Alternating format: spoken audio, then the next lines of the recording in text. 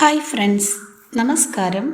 Krishna's story ടൈമിലേക്ക് എല്ലാവർക്കും സ്വാഗതം. ശ്യാമവർണ്ണൻ കഥ കേൾക്കാം. എല്ലാവർക്കും ശ്രീകൃഷ്ണ ഭഗവാന്റെ അനുഗ്രഹാശിസ്സുകൾ ഉണ്ടാകട്ടെ എന്ന് പ്രാർത്ഥിക്കുന്നു. ശ്യാമവർണ്ണൻ എന്ന ഈ പുസ്തകത്തിൻ്റെ രചയിതാവ് ദേവദത്ത് പട്നായിക്. മലയാളത്തിലേക്കുള്ള വിവർത്തനം ശ്രീലത എസ്. ഓഡിയോ നിങ്ങളിലേക്ക് എത്തിക്കുന്നത് കൃഷ്ണകുമാരി. ഇന്നത്തെ ഭാഗത്തിലേക്ക്. ഓം ശ്രീകൃഷ്ണ പരമാത്മനേ നമഃ. ജലകുംഭങ്ങൾ പൊട്ടിക്കുന്നു. യശോദ ശ്രദ്ധിക്കാതിരുന്ന സമയത്ത് തങ്ങളുടെ ക്ഷീരശാലകളിൽ നിന്ന് പുതിയ വെണ്ണ നെയ്യ് ചന്തയിലേക്ക് ചുമന്നുകൊണ്ടുപോകുന്ന പാൽക്കാരികളുടെ പിന്നാലെ ശ്യാം പോകും. വൃന്ദാവനത്തിലെ കുട്ടികൾക്കു വേണ്ടി അല്പം വെണ്ണ മാറ്റിവെക്കുമോ എന്നതായിരിക്കും അവൻ്റെ ആത്മാർത്ഥമായ അഭ്യർത്ഥന. പിന്നെ ആനന്ദനൃത്തം ചവിട്ടിക്കൊണ്ട് കിട്ടുന്ന വെണ്ണ കൈക്കുടന്ന നിറയെയുള്ള സന്തോഷം അവൻ തൻ്റെ കൂട്ടുകാർക്കും കുരങ്ങന്മാർക്കും ഇടയിൽ പങ്കുവയ്ക്കും. ചെറിയ കുഞ്ഞ് മുതിർന്ന ആൺകുട്ടിയായപ്പോൾ ഗ്രാമക്കിണറ്റിൻകരയിൽ നിന്നും വെള്ളം കോരി മടങ്ങി വരുന്ന സ്ത്രീകളുടെ കുടങ്ങൾ പൊട്ടിക്കുന്നതിൽ കൂടുതൽ തമാശ കണ്ടെത്തി. വിള്ളലുകൾ വീഴത്തക്ക വിധത്തിൽ അവൻ ശ്രദ്ധാപൂർവം ലക്ഷ്യം വയ്ക്കുന്ന ചെറുകല്ലുകൾ കുടങ്ങളിൽ തട്ടും.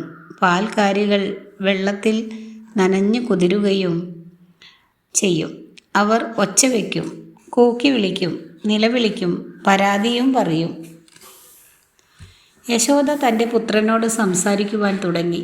മകൻ ക്ഷമാപണത്തിനായി അമ്മയോട് യാചിച്ചുകൊണ്ട് പരാതി പറയുന്ന സ്ത്രീകളോട് കുടങ്ങൾക്കും കുഞ്ഞു കല്ലുകൾക്കും ഉള്ള മറ്റൊരു ദിവസമാണ് നാളെ എന്ന് പറയും മട്ടിൽ കണ്ണുകളിൽ ഒരു കുസൃതിത്തരം ഒളി മിന്നിച്ചുകൊണ്ട് അമ്മയുടെ കാലിൽ വീഴും. അനുസരണയുള്ള മകനായ എല്ലാവരെയും ശ്രദ്ധിച്ചിരുന്ന, ഒരിക്കലും ഒരു തെറ്റും ചെയ്യാത്ത അയോധ്യയിലെ രാമനെ പോലെ ആയിരിക്കണം നീ, യശോദ ഒരിക്കൽ മകനോട് പറഞ്ഞു. അതെ, ഞാൻ അങ്ങനെ ആയിരിക്കണം. പക്ഷേ ഞാൻ അദ്ദേഹമല്ല. ഞാൻ ഒരു പശുക്കുട്ടിയാണ്, ഒരു കുതിരക്കുട്ടിയല്ല. നീ ഒരു പശുവാണ്, പെൺകുതിരയല്ല. അയാൾ എന്തായിരുന്നുവോ അത് അയാളായിക്കൊള്ളട്ടെ. ഞാൻ എന്താണോ അത് ഞാനും ആകാം. ഉടനെ വന്നു അഹങ്കാരം പിടിച്ച മറുപടി. ശ്യാമിൻ്റെ വികൃതിത്തരങ്ങൾക്ക് താൻ എപ്പോഴാണ് ഇരയായി തീരുക എന്ന് ഒരു സ്ത്രീക്കും അറിയുമായിരുന്നില്ല. കിണറ്റിൻകരയിൽ നിന്ന് വീട്ടിലേക്കുള്ള യാത്ര എപ്പോഴും ഉദ്വേഗം നിറഞ്ഞതായിരുന്നു. പക്ഷേ കുടം പൊട്ടാത്തപ്പോൾ, അവർ ശ്യാമിൻ്റെ വിജയ നിലവിളി കേൾക്കാത്തപ്പോൾ നിരാശയുടെ ഒരു അവബോധം അവരെ ഗ്രസിച്ചു. അവൻ്റെ കുസൃതിത്തരങ്ങൾ അവർ ഇഷ്ടപ്പെടുവാൻ തുടങ്ങിയിരുന്നു. കുടം പൊട്ടുകയും വെള്ളം തങ്ങളുടെ ശരീരങ്ങളിലൂടെ പ്രവഹിക്കുകയും ചെയ്യുമ്പോൾ ഗോപികമാർക്ക് തങ്ങൾ തഴുകപ്പെടുന്നു എന്നതുപോലെ അനുഭവപ്പെട്ടു. തങ്ങൾ ഉത്സാഹഭരിതരാകുന്നു എന്നും അവർക്ക് തോന്നി. ശ്യാം അപ്പോൾ ഒരു കൊച്ചു കുസൃതിക്കാരനെ പോലെ തോന്നിപ്പിച്ചിരുന്നില്ല. അന്നേ വരെ തങ്ങൾ അനുഭവിച്ചിട്ടില്ലാത്ത തീവ്രതയോടെ തങ്ങളെ നോക്കുന്ന, യൗവനത്തിൻ്റെ പടിവാതിൽക്കൽ നിൽക്കുന്ന ഒരു ആൺകുട്ടിയായിരുന്നു അവൻ. കൃഷ്ണൻ്റെ ജനനോത്സവങ്ങൾക്ക് 2 ഭാഗങ്ങളുണ്ട്. രാത്രിക്ക് ജന്മാഷ്ടമി അവൻ തൊട്ടിലിൽ കിടക്കുന്ന, അവന് പാൽ കൊടുക്കുവാൻ സന്നദ്ധത പ്രകടിപ്പിക്കുന്ന അമ്മമാരാൽ ആരാധിക്കപ്പെടുന്ന ശിശുവാണ്. അടുത്ത ദിവസം നന്ദ ഉത്സവം. കഴുക്കോലിൽ തൂങ്ങിക്കിടക്കുന്ന വെണ്ണക്കുടങ്ങളിലേക്ക് എത്തുന്നതിനായി മനുഷ്യ സൂചി സ്തംഭത്തിൽ പിടിച്ചു കയറുന്ന കുസൃതിക്കാരനായ ആൺകുട്ടിയാണ്. സ്ത്രീകളുടെ ലോകത്തിൽ നിന്ന് പുരുഷന്മാരുടെ ലോകത്തേക്ക്, ബാലകനിൽ നിന്ന് യുവാവിലേക്ക്, പിന്നെ അനുരാഗിയിലേക്ക് ക്രമേണയുള്ള പുരോഗമനം നമ്മൾ ദർശിക്കുന്നു. പത്മപുരാണത്തിൽ വിഷ്ണു ഭൂമിയിൽ രാമനായി അവതരിക്കുകയും വനവാസത്തിന് പോകുകയും ചെയ്തപ്പോൾ വനത്തിലുള്ള എല്ലാ സന്യാസിമാർക്കും അവനോട് പ്രണയം വന്നുപോയി.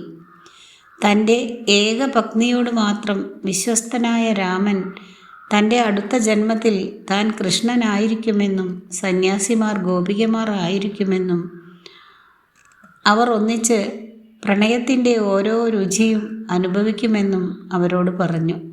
രാമനെ സേവിച്ചിരുന്ന സീതയെ വീണ്ടെടുക്കുന്നതിന് രാമനെ സഹായിച്ച കുരങ്ങന്മാർ രാമൻ ഒരു ബാലകനായിരുന്നപ്പോൾ എങ്ങനെ ആയിരുന്നിരിക്കുമെന്ന് അത്ഭുതപ്പെടുന്നുണ്ട്. അതിനാൽ തങ്ങളുടെ പ്രഭുവിൻ്റെ ബാല്യകാലം ആസ്വദിക്കുന്നതിനായി അവർ വൃന്ദാവനത്തിലെ കുരങ്ങന്മാരായി പുനർജനിച്ചു. കരമടയ്ക്കുക. അടുത്ത ഹെഡിങ്. ഒരു ദിവസം മധുരയിലേക്ക് പോകുന്ന വഴിക്ക് ശ്യാമും അവൻ്റെ പശുപാലക സുഹൃത്തുക്കളും പാൽക്കാരികളെ തടഞ്ഞു നിർത്തി. ഞങ്ങൾ കടന്നു പോകട്ടെ, പാൽക്കാരികൾ പറഞ്ഞു. ഈ പാൽ യാദവകുലത്തിലെ കുലീന പുരുഷന്മാർക്കുള്ളതാണ്. ഈ തൈര് അവരുടെ ഭാര്യമാർക്കുള്ളതാണ്. ഈ വെണ്ണ അവരുടെ കുഞ്ഞുങ്ങൾക്കും ഉള്ളതാണ്. ശ്യാം പറഞ്ഞു, കരം ഒടുക്കുന്നതുവരെ നിങ്ങൾക്ക് ഇവിടം കടന്നു പോകാൻ കഴിയില്ല. കാരണം ഞാൻ ഈ വൃന്ദാവനത്തിൻ്റെ രാജാവാണ്. മാറിപ്പോകൂ വികൃതിച്ചെറുക്ക. അവരുടെ ഇടയിൽ കൂടി സ്വന്തം വഴി തെളിച്ചുകൊണ്ട് പാൽക്കാരികൾ പറഞ്ഞു. പശുക്കളുടെ കൂടെ കളിക്കൂ, പിന്നെ നിന്റെ ഓടക്കുഴലുകൊണ്ടും കളിക്കൂ. ഞങ്ങൾ ഞങ്ങളുടെ ജോലി ചെയ്യട്ടെ. ശ്യാം പക്ഷേ അവരെ കടന്നു പോകുവാൻ അനുവദിച്ചില്ല. അവൻ അവരുടെ കൈകളിൽ പിടിച്ചു. അവർ അവനെ ചെറുത്തു നിൽക്കുവാൻ ആഗ്രഹിച്ചു. പക്ഷേ അവൻ്റെ സ്പർശനം അവരെ വിറകൊള്ളിച്ചു. ഇതൊരിക്കലും ഒരു കുട്ടിയുടെ തിരയുന്ന സ്പർശമല്ല. ഇതൊരു പുരുഷൻ്റെ സ്നേഹപൂർണമായ സ്പർശമാണ്. അവർ ശ്യാമിൻ്റെ കണ്ണുകളിലേക്ക് നോക്കി. പെട്ടെന്ന് അവർ തങ്ങളുടെ ഹൃദയങ്ങളിലെ ഏകാന്തതയെക്കുറിച്ച്, യഥാർത്ഥത്തിൽ തങ്ങളുടെ ഗുണഗണങ്ങൾ തിരിച്ചറിഞ്ഞ് തങ്ങളെ അംഗീകരിക്കുന്ന ഒരുവനാൽ കാണപ്പെടുക എന്നുള്ള ആവശ്യത്തെക്കുറിച്ച് ബോധവതികളായി. അവർ ഭാര്യമാർക്കും സഹോദരിമാർക്കും അമ്മമാർക്കും പാൽക്കാരികൾക്കും അപ്പുറം പലതുമായിരുന്നു. അവർക്കും മോഹങ്ങളും സ്വപ്നങ്ങളും ഉണ്ടായിരുന്നു. തങ്ങൾ കടഞ്ഞെടുത്ത വെണ്ണ പോലെ തങ്ങളും ആരാധിക്കപ്പെടുന്നതിനും തങ്ങളുടേതായ രീതിയിൽ ഉപഭോഗിക്കപ്പെടുന്നതിനും അവരും ആഗ്രഹിച്ചു. ആ പുരുഷ ആൺകുട്ടിയാൽ കൈപിടിക്കപ്പെടുവാനുള്ള ഒരു ആവേഗം അവരെ ഗ്രസിച്ചു. കണ്ണുകൾ താഴ്ത്തിക്കൊണ്ട് അവർ സാവധാനം അപേക്ഷിച്ചു, ഞങ്ങൾ കടന്നു പോകട്ടെ. ഓ വൃന്ദാവനത്തിൻ്റെ നാഥ, ദയവുണ്ടാകണം, ലജ്ജയുണ്ടാകണം. ഞങ്ങളെ പരസ്യമായി സ്പർശിക്കരുത്. ഞങ്ങൾ താഴേക്കിടയിലുള്ള പുരുഷന്മാരുടെ ഭാര്യമാരും പെൺമക്കളും സഹോദരിമാരുമാണ്. സ്ത്രീകൾ കടന്നു പോകുന്നതിന് ശ്യാം അനുവദിച്ചു. തങ്ങളുടെ കുസൃതികളിൽ വിജയിച്ച പശുപാലകർ പൊട്ടിച്ചിരിച്ചു. ഇതിന് അവരെ കൊണ്ട് കണക്ക് പറയിക്കുമെന്ന് സ്ത്രീകൾ ആണയിട്ടു. പക്ഷേ തങ്ങളെ നിൽക്കുന്ന നിൽപ്പിൽ ഒരേപോലെ ത്രസിപ്പിക്കുകയും ഭയപ്പെടുത്തുകയും ചെയ്യുന്ന മട്ടിൽ തങ്ങളുടെ ഹൃദയങ്ങളിൽ അവർക്ക് ഒരു ഇളക്കം അനുഭവപ്പെട്ടു. പലപ്പോഴും ഏതാണ്ടൊരു വിദൂഷകൻ എന്നതുപോലെ അംഗഭംഗം സംഭവിച്ച ഒരു കൈയും മുടന്തുമുള്ള, ചിലപ്പോൾ പെണ്ഡ്യ എന്നറിയപ്പെടുന്ന ഒരു തമാശ കഥാപാത്രമായ തൻ്റെ ഒരു ചങ്ങാതിക്കും മധുരയിലേക്ക് പോകുന്ന പാൽക്കാരികളുടെ വഴിമുടക്കുന്ന ബഹളക്കാരൻ ആയ പശുപാലകരെ മറികടന്നു പോകുന്നതിന് അവരെ സഹായിക്കുന്നതിനായി അവർക്ക് തുണയായി പോകുന്ന കലഹപ്രിയയായ ഒരു അമ്മായിക്കുമൊപ്പം കൃഷ്ണനെ കാണിക്കുന്ന ഗോപാലകരുടെ ജീവിതത്തെ (ഗാവ്ലൻ) സംബന്ധിച്ച് ഒരു ഭാഗം എപ്പോഴും മറാത്തിയിലെ നാടോടി നാടകത്തിൽ തമാശ ഉണ്ടാകും. കൃഷ്ണനോടുള്ള പ്രണയത്തിൽ ആമഗ്നരായതുമൂലം ഗോരസ് അല്ലെങ്കിൽ പാൽ എന്നതിനു പകരം മധുരയിലെ തെരുവുകളിലൂടെ പാൽക്കാരികൾ ഗോപാൽ, പശുവിനെ മേയ്ക്കുന്നവൻ എന്ന് പറഞ്ഞുകൊണ്ടിരുന്നത് എങ്ങനെയാണെന്ന് മറാത്തി കവി യോഗി സന്ത് ആയ ധ്യാനദേവൻ അഥവാ ധ്യാനേശ്വരൻ കവിതകളിൽ വിവരിച്ചിട്ടുണ്ട്. പ്രകൃതി ഇരപിടിത്തക്കാരെയും ഇരകളെയും കൊണ്ട് നിറഞ്ഞിരിക്കുകയാണ്. സംസ്കാരത്തിൽ മനുഷ്യജീവികൾ മറ്റുള്ള ജീവികളുടെ ഇരപിടിക്കൽ സ്വഭാവത്തെക്കുറിച്ചുള്ള അശിക്ഷിത ബോധം മൂലം സംഭവിക്കാവുന്ന പീഡനവും മുതലെടുപ്പും അതിലംഘിക്കലും നിരന്തരം ഭയക്കുന്നു. അങ്ങനെ അവർ കരുതലോടെ ജീവിക്കുന്നു. സ്ത്രീകളെ ഇരയായി കാണുന്നതിനാൽ ഇത് പ്രത്യേകിച്ചും സത്യമാണ്. സ്ത്രീകളുടെ ജീവിതത്തിൽ വിശ്വാസവും സ്നേഹവും തിരികെ കൊണ്ടുവരുന്നതിന് കൃഷ്ണപുരാവൃത്താഖ്യാനം പ്രയത്നിക്കുന്നു. അവരുടെ വ്യവസ്ഥ പ്രകാരമുള്ള വിശ്വസനീയമായ സ്നേഹബന്ധം ഉറപ്പാക്കുന്നു. സമൂഹങ്ങളെ അടക്കി ഭരിക്കുന്നതിനായി ചട്ടമ്പിമാരും രാജാക്കന്മാരും കരം ആവശ്യപ്പെടാറുള്ളതുപോലെ കരം ചോദിച്ച് ആക്രമണത്തിൻ്റെ പരിഹാസപരമായ പ്രവൃത്തികളോടെയാണ് ഇവിടെയും അതെല്ലാം തുടങ്ങുന്നത്. നാർസി മെഹ്തയുടെ അഭിപ്രായപ്രകാരം കൃഷ്ണനെ തൻ്റെ ഭക്തർക്ക് എത്രമാത്രം ആവശ്യമുണ്ടോ അത്രത്തോളം തന്നെ കൃഷ്ണന് ഭക്തന്മാരെയും ആവശ്യമുണ്ട് എന്നാണ്.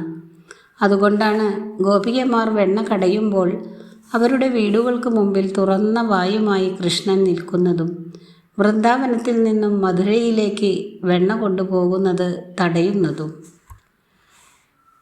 അടുത്ത ഭാഗം ഒരു തോണി യാത്ര. കടത്തുകാരനെ എവിടെയും കാണാനില്ല. തങ്ങളുടെ കച്ചവടക്കോപ്പുകളുമായി ഗോപികമാർക്ക് മധുരയ്ക്ക് പോകാനുള്ളതാണ്.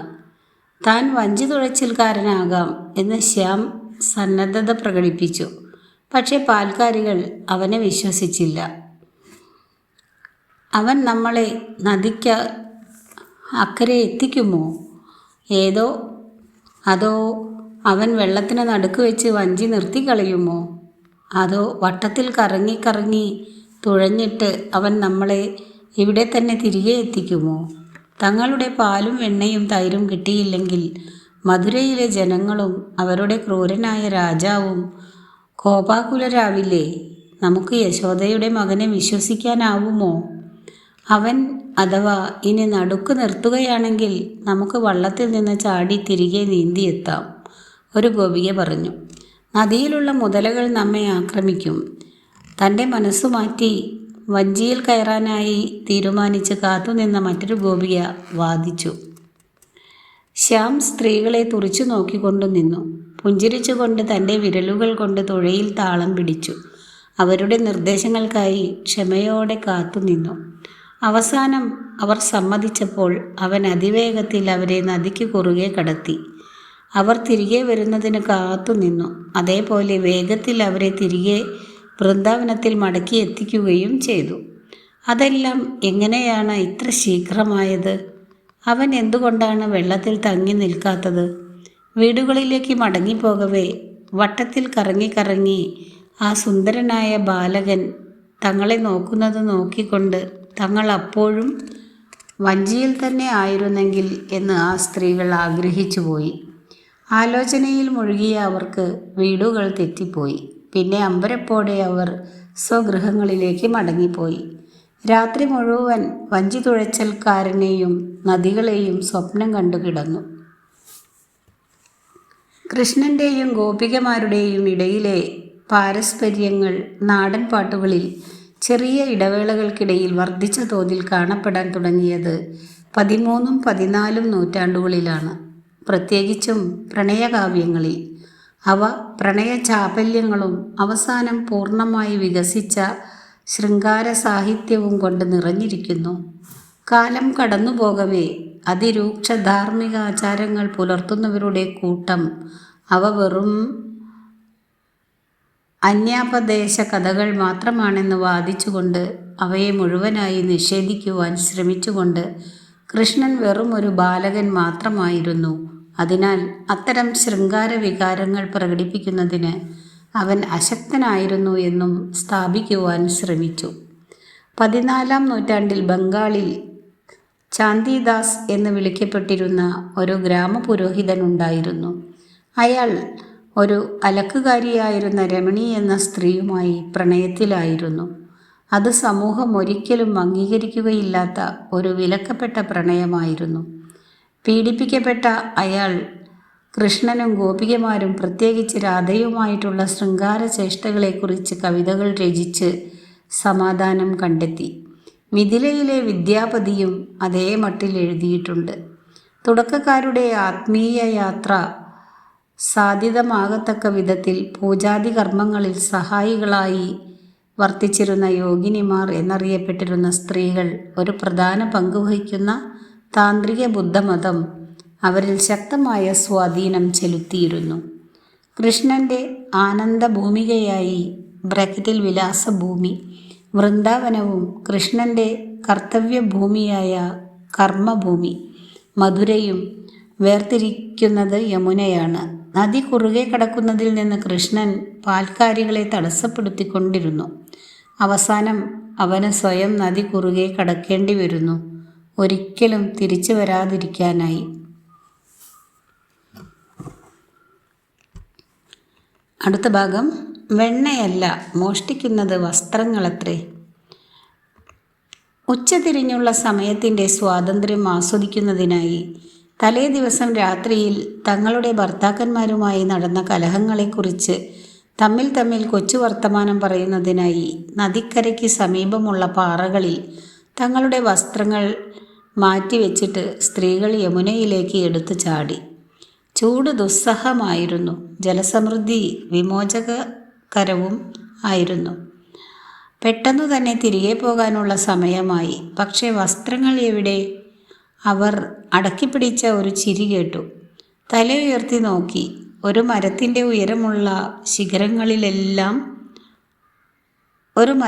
ഉയരമുള്ള നദിയിലേക്ക് വളഞ്ഞു കിടക്കുന്ന ശിഖരങ്ങളിലൊന്നിൽ ശ്യാം ഇരിപ്പുണ്ടായിരുന്നു. തൻ്റെ ചുറ്റിലുമുള്ള ശിഖരങ്ങളിലെല്ലാം അവരുടെ വസ്ത്രങ്ങൾ കൊരുത്തിടുകയും ചെയ്തിരുന്നു. ഞങ്ങൾക്ക് വസ്ത്രങ്ങൾ തിരികെ തരൂ, സ്ത്രീകൾ നിലവിളിച്ചു.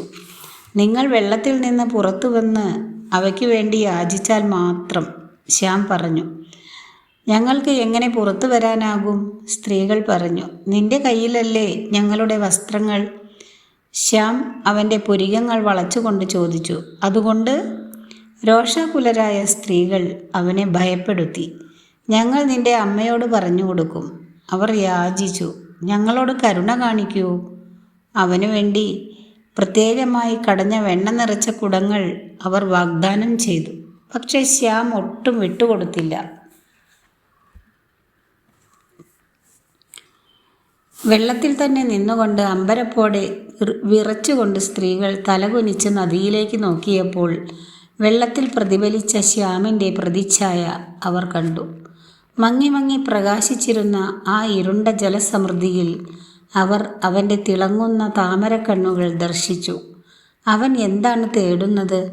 അവരുടെ ശരീരത്തിൻ്റെ ഒരു അപൂർണ ദർശനം, അവരുടെ രഹസ്യങ്ങളുടെ ഒരു അപൂർണ ദർശനം, അവരുടെ സ്വകാര്യ ലോകങ്ങളിലേക്ക് അഭിഗമ്യത നേടൽ, അവരുടെ അസ്തിത്വത്തിനു മേലെ അധികാരം സ്ഥാപിക്കൽ, അവരുടെ ആശ്രയസ്ഥാനമായിരുന്ന അവരുടെ ഉള്ളിൻ്റെ ഉള്ളിലുള്ള അങ്കണങ്ങളുടെ വാതിലുകൾ അവൻ മോഷ്ടിച്ചിരിക്കുന്നു.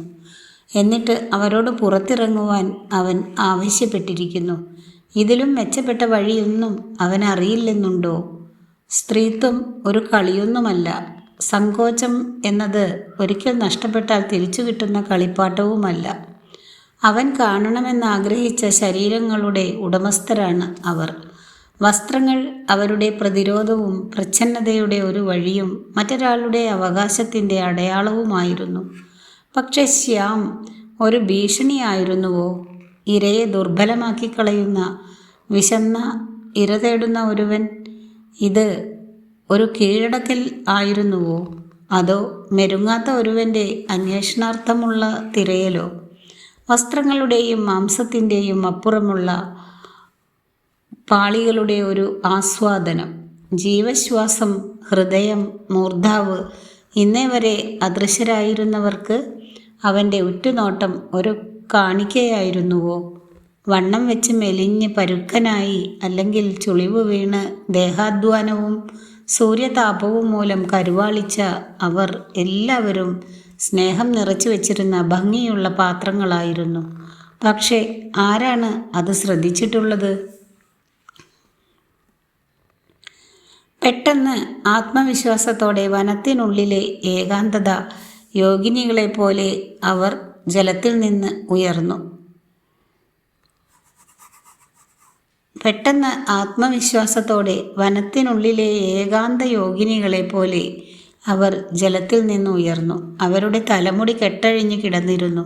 അവരുടെ പാദങ്ങൾ ലാഘവമാർന്ന ചുവടുകൾ വെച്ചു.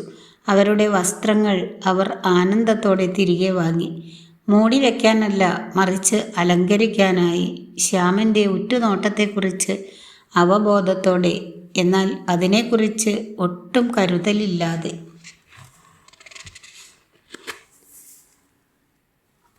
കൃഷ്ണനെ വെണ്ണക്കള്ളൻ, മഖൻ ചോർ ബ്രാക്കറ്റിൽ എന്നതുപോലെ തന്നെ ഹൃദയചോരൻ, ചിത് ചോർ ബ്രാക്കറ്റിൽ എന്നും വിളിക്കാറുണ്ട്.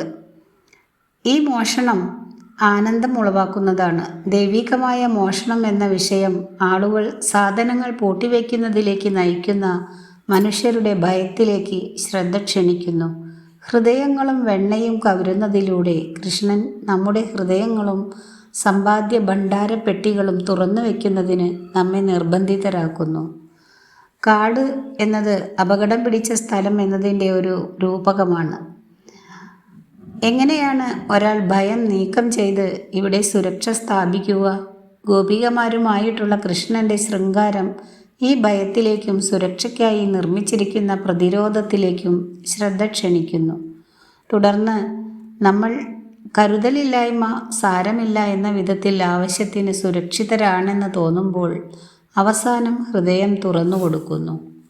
ഒരു സ്ത്രീയുടെ വസ്ത്രങ്ങൾ വലിച്ചിഴച്ചു കൊണ്ടുപോകുന്നതിൽ വലിച്ചുകൊണ്ടുപോകുന്ന ആളിൻ്റെ രീതി ബ്രാക്കറ്റിൽ ഭാവം അനുസരിച്ച് ഒന്നുകിൽ ആ സ്ത്രീകൾക്ക് ആനന്ദദായകം ആയിരിക്കാം, അല്ലെങ്കിൽ അത് അധികമായ അതിക്രമിക്കലാകാം. വികാരങ്ങളുടെ ഈ ആത്മനിഷ്ഠ പ്രണയത്തിൽ അവസാനിക്കുന്ന കൃഷ്ണൻ്റെ വക ഈ വസ്ത്രമോഷണ സംഭവത്തെ, അല്ലെങ്കിൽ വസ്ത്രഹാരണം, വിശാലമായ ചൂതാട്ടശാലയിൽ വെച്ച് ക്രോധത്തിലും യുദ്ധത്തിലും അവസാനിച്ച ദുശാസനൻ ദ്രൗപദിയുടെ വസ്ത്രാഹരണം നടത്തിയ സംഭവത്തിൽ നിന്നും വേറിട്ട് നിർത്തുന്നു. ശ്യാമിനെ ഒരു പെൺകുട്ടിയാക്കൂ. അടുത്ത ഭാഗം. യമുനയിൽ നിന്ന് സ്ത്രീകൾ നേരെ പോയത് യശോദയുടെ അടുത്തേക്കാണ്. എങ്ങനെയാണ് വെണ്ണക്കള്ളൻ വസ്ത്രക്കള്ളനായതെന്ന് അവർ യശോദയോട് വിവരിച്ചു. ഗോപികമാരുടെ ഉപദേശക സമിതി ശ്യാമിനെ ശിക്ഷിക്കുവാൻ തീരുമാനമെടുത്തു. നമുക്ക് അവനെ ഒരു സ്ത്രീയെ പോലെ വേഷം കെട്ടിക്കാം, അവർ പറഞ്ഞു. ശ്യാമിനെ അവർ പിടികൂടി വലിച്ചിഴച്ച് സ്ത്രീകളുടെ പുരയിലേക്ക് കൊണ്ടുപോയി. സ്ത്രീകളുടെ വസ്ത്രങ്ങൾ, ആഭരണങ്ങൾ, സൗന്ദര്യവർദ്ധക വസ്തുക്കൾ എന്നിവ എല്ലാം എടുത്തുകൊണ്ടുവന്നു. ശ്യാം എതിർപ്പ് പ്രകടിപ്പിക്കുന്നതായി ഭാവിച്ചു. അവസാനം ആ സ്ത്രീകളുടെ ഇഷ്ടത്തിന് വഴങ്ങി. തൻ്റെ വസ്ത്രം ഊരിമാറ്റുന്നതിനും സ്ത്രീകളുടെ വസ്ത്രങ്ങൾ അണിയിക്കുന്നതിനും അവൻ അവരെ അനുവദിച്ചു. ഒരു പാവാടയും ബ്ലൗസും മുഖാവരണ ശീലയും ഇടുവിച്ചു. വളകളും കമ്മലുകളും പാദസരങ്ങളും അണിയിച്ചു. അവൻ്റെ കണ്ണുകൾ കറുപ്പിച്ചു. അവൻ്റെ ചുണ്ടുകൾ ചുവപ്പിച്ചു. ശ്യാം നൃത്തം ചെയ്തു. സ്ത്രീകൾ അവന് ചുറ്റും കൈകൊട്ടി നടന്നു. അങ്ങനെ ശ്യാം തൻ്റെ ശിക്ഷയെ ഗംഭീരമായ ആനന്ദ നിമിഷങ്ങളാക്കി പരിവർത്തനപ്പെടുത്തി. പല ക്ഷേത്രങ്ങളിലും കൃഷ്ണനെ വർഷത്തിലൊരിക്കലെങ്കിലും സ്ത്രീയായി അലങ്കരിക്കുന്നുണ്ട്. ഇത് സ്ത്രീ വേഷമാണ്. അവൻ തൻ്റെ അമ്മയോടും ഗോപികമാരായ തൻ്റെ തോഴിമാരോടുമുള്ള സ്നേഹം ഇതിലൂടെ പ്രകടിപ്പിക്കുന്നു. ഓടക്കുഴൽ വാദനം നടത്തുന്നതിനിടെ 3 ഇടങ്ങളിൽ കൃഷ്ണൻ വളഞ്ഞു നിൽക്കുന്നുണ്ട്. ത്രിഭംഗം എന്നറിയപ്പെടുന്ന ഈ അവസ്ഥ കൃഷ്ണൻ തിരഞ്ഞെടുക്കുന്ന ഒരു സ്ത്രീഭാവമാണ്. കലകളിൽ കൃഷ്ണനെ പലപ്പോഴും ചിത്രീകരിച്ചിരിക്കുന്നത് ഒരു സ്ത്രീ എന്ന പോലെ പിന്നിയ തലമുടിയും മൂക്കുത്തിയും പാദസരങ്ങളും അണിഞ്ഞും കൈകളിൽ ചുവപ്പു ചായം അല്ലെങ്കിൽ അൽത്ത പുരട്ടിയുമാണ്. കൃഷ്ണന് തൻ്റെ പുരുഷത്വം വളരെ സുഖദായകമാണ്. അതിനാൽ അവൻ സന്യാസിമാരെ പോലെ സ്ത്രീത്വത്തെ അകറ്റി നിർത്തുന്നില്ല എന്നാണ് പറയപ്പെടുന്നത്. തൻ്റെ സ്നേഹഭാജനത്തെ സ്ത്രീയാക്കി മാറ്റുക എന്ന അർത്ഥമുള്ള രസിയാക്കോ നാർ ബനൗരി ഒരു പ്രസിദ്ധമായ രസിയ രചനയാണ്. ഗോപികമാർ നൽകിയ ശിക്ഷ കൃഷ്ണൻ സ്വയം ആശ്ലേഷിച്ച് ശിക്ഷയെ സ്നേഹമാക്കി മാറ്റിയതിൻ്റെ ഓർമ്മ ആവാഹിക്കുന്നതിനായി പാടുന്ന ഒന്ന്. ഈ പാട്ടിൽ സ്ത്രീകൾ കൃഷ്ണനെ സ്ത്രീകളുടെ വസ്ത്രങ്ങളും സൗന്ദര്യവർദ്ധക വസ്തുക്കളും അണിയാൻ നിർബന്ധിതനാക്കുന്നുണ്ട്. സമകാലീന വിഷലിപ്ത പുരുഷത്വത്തിനുള്ളിലുള്ള സ്ത്രീത്വത്തെ നിഷേധിച്ചുകൊണ്ട് ആവിർഭാവം ചെയ്ത ഒന്നാണ്. പുരുഷത്വമുള്ള വേട്ടക്കാരനെ ബലപ്പെടുത്തുന്ന ഒരു ഇര എന്ന വണ്ണമാണ് സ്ത്രൈണതയെ നോക്കിക്കാണുന്നത്. പുരാതന ഇന്ത്യയിൽ പൂർണ്ണനായ പൂർണ്ണ പുരുഷനെ സൃഷ്ടിച്ചിട്ടുള്ളത് സ്ത്രൈണതയെ ആശ്ലേഷിച്ചുകൊണ്ടാണ്. ശിവൻ പാതി സ്ത്രീ അർദ്ധനാരീശ്വരൻ ആകുന്നുണ്ട്. കൃഷ്ണന് സ്ത്രീകളുടെ വസ്ത്രങ്ങൾ അണിയുന്നതിൽ യാതൊരു പ്രശ്നവുമില്ല. ഇവരിൽ ആരും സ്ത്രൈണത മൂലം ഭയപ്പെടുന്നവരാകുന്നില്ല. യഥാർത്ഥത്തിൽ അവരുടെ ദൈവത്വം സ്ത്രൈണത കൊണ്ട് ഉയർത്തപ്പെടുകയാണ് ചെയ്യപ്പെടുന്നത്.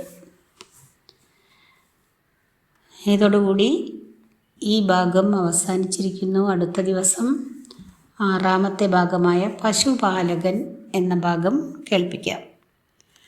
വീഡിയോ ഇഷ്ടമായാൽ എല്ലാവരും ഒന്ന് ലൈക്ക് ചെയ്യുക. സബ്സ്ക്രൈബ് ചെയ്യാത്തവർ സബ്സ്ക്രൈബ് ചെയ്യുക. താങ്ക്